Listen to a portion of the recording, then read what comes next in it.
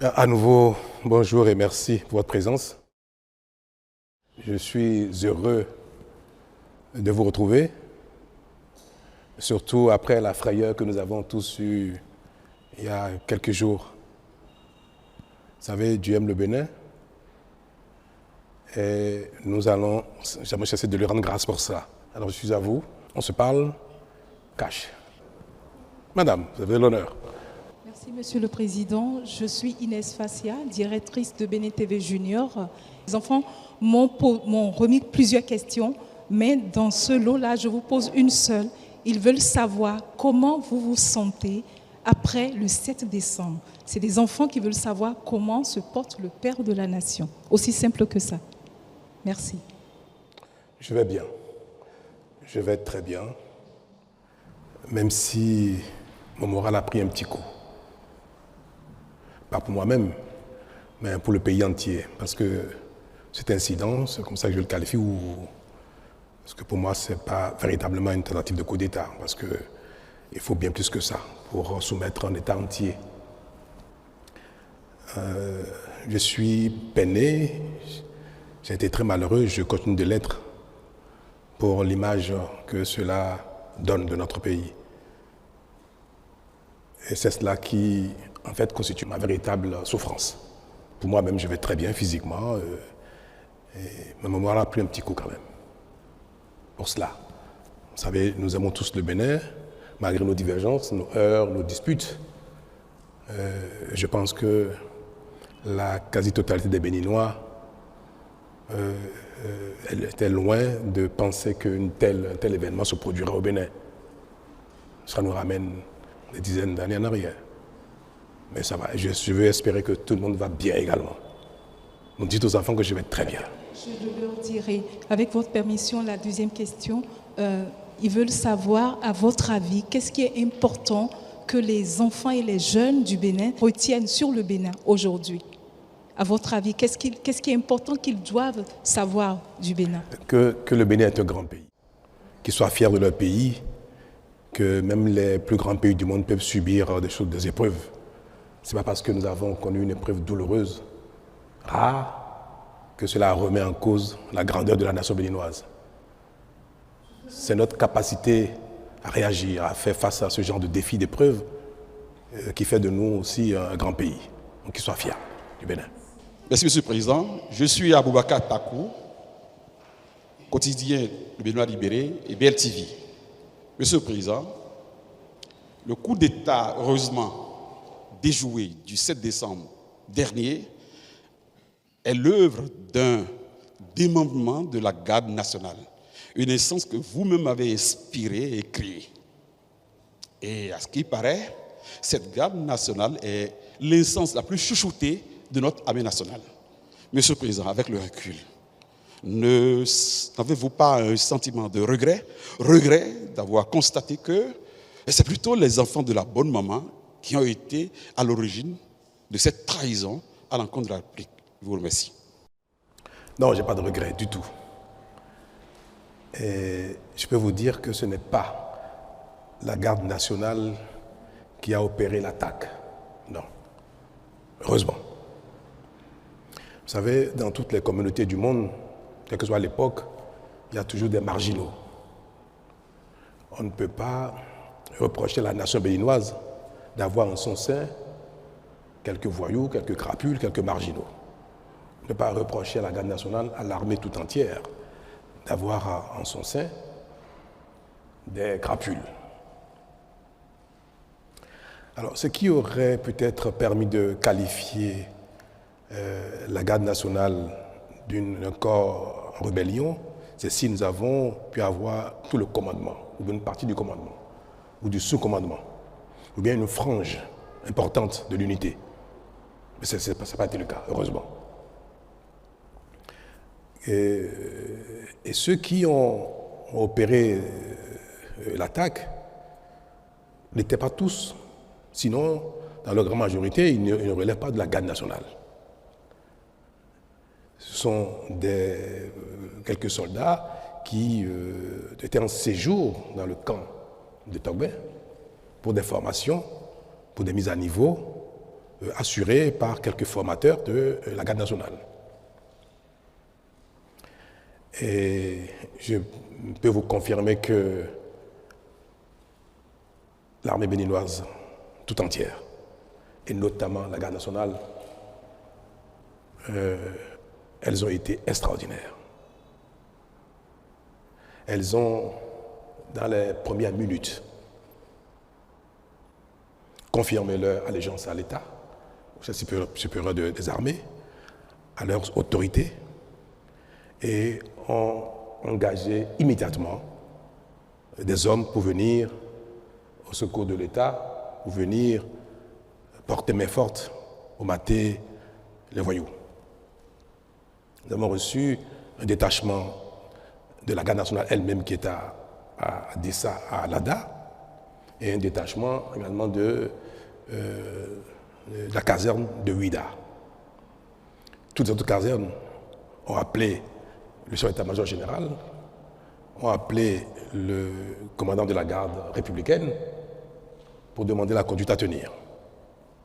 Savoir s'il faut engager toutes les casernes vers Cotonou pour protéger les institutions, protéger le palais, la résidence du chef de l'État, ou bien si les citoyens étaient maîtrisés. En tout cas, toutes les casernes, tout le haut commandement, tout le sous-commandement a réagi dans les minutes qui ont suivi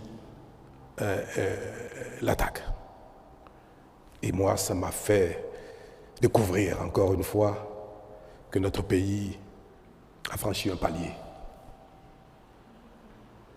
Vous savez, moi je n'appelle pas ça à la limite un coup d'État ou une tentative de coup d'État, c'est une attaque. Parce qu'un coup d'État, se saisir du pouvoir d'État requiert, certes, qu'il y ait une attaque du genre, mais qu'il y ait la possibilité que les différents corps d'armes se rallient. Qu'il y ait la possibilité que l'opinion publique, encore une frange, bonne frange, se rallie. Que les institutions ou les principaux acteurs politiques se soumettent ou se rallient ou fassent allégeance. Mais nous n'avons observé rien de tout cela. Aucune caserne, aucun membre du haut commandement, du sous-commandement.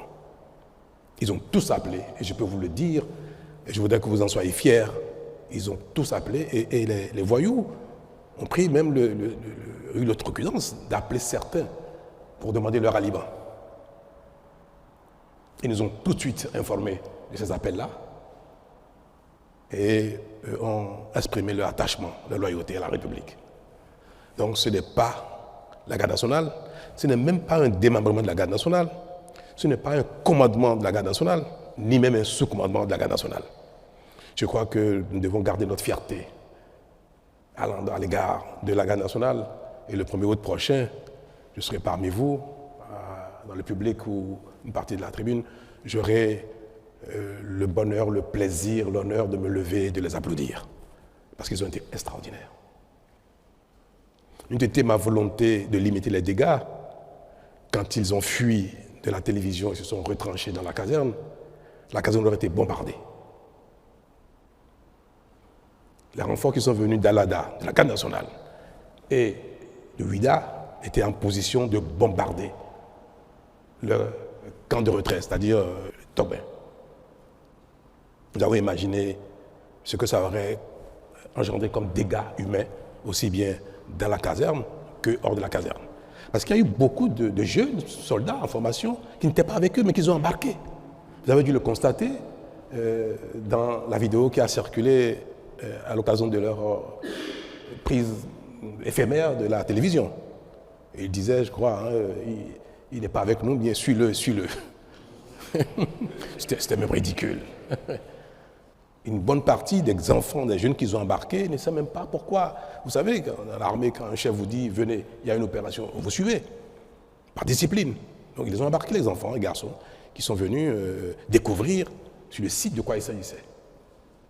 Et beaucoup, d'ailleurs, leur ont échappé pour ne pas être mêlés à cette forfaiture.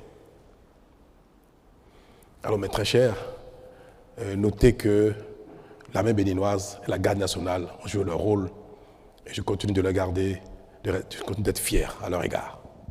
Monsieur le Président de la République, je suis Paul Danogbe du média en ligne Africarou. Aujourd'hui, dites-nous quelles sont les mesures qui ont été prises pour que les Béninois n'assistent plus à ces événements, à ces tristes événements. J'ai presque envie de dire que vous êtes le plus chanceux dans la sous-région. Quel est le secret du président Patrice Talon? Ben non, je n'ai pas de secret. C'est la nation entière qui, comme je viens de le dire, n'est plus à ce stade du tout. Le Bénin, j'aime bien le dire, c'est peut-être un peu prétentieux, mais le Bénin est déjà un autre pays dans notre sous-région.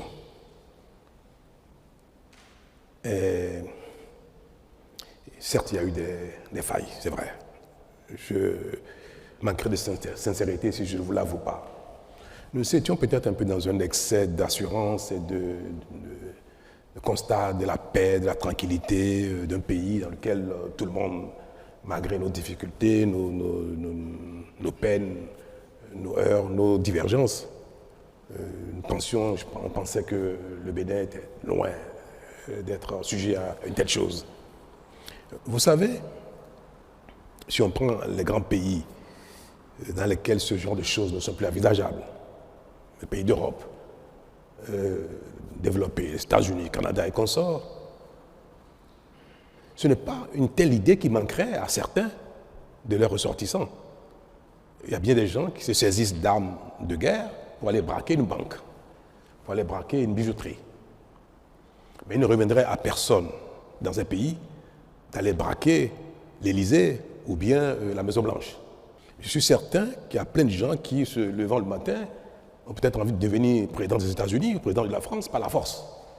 Ça, on ne peut pas dire qu'aucun Français, aucun Américain, aucun Canadien, aucun Allemand n'est capable d'avoir une telle idée folle. Tous les hommes ne sont pas identiques, quel que soit le temps, quelle que soit l'époque, quel que soit le lieu. Ce n'est pas pour dire toujours quelques marginaux. Autant, on peut prendre des armes pour aller braquer dans ces grands pays une banque, une bijouterie. Autant, même si l'envie existe, personne ne ferait d'y braquer, comme je viens de dire, l'Élysée ou bien la Maison-Blanche. Pourquoi? Parce que si quelqu'un le fait, il est certain, 100% certain, que cela ne va pas prospérer.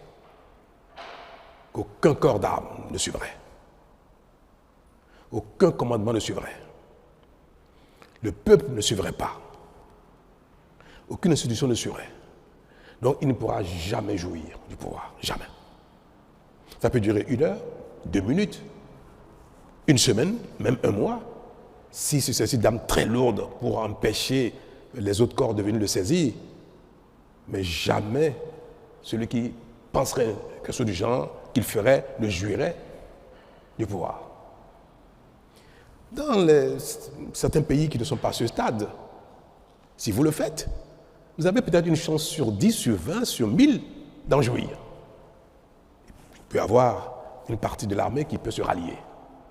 Une partie de l'opinion peut se rallier. Des acteurs politiques peuvent se rallier. Alors quand la communauté, une nation est encore à cette étape-là, ce genre d'événement peut arriver. Mais une communauté, une nation dans laquelle tout ce que je viens de citer, les institutions, l'armée, consorts, jamais ne se rallie à une telle aventure. Dans cette communauté, il n'y aura jamais de coup d'État militaire ou par la force.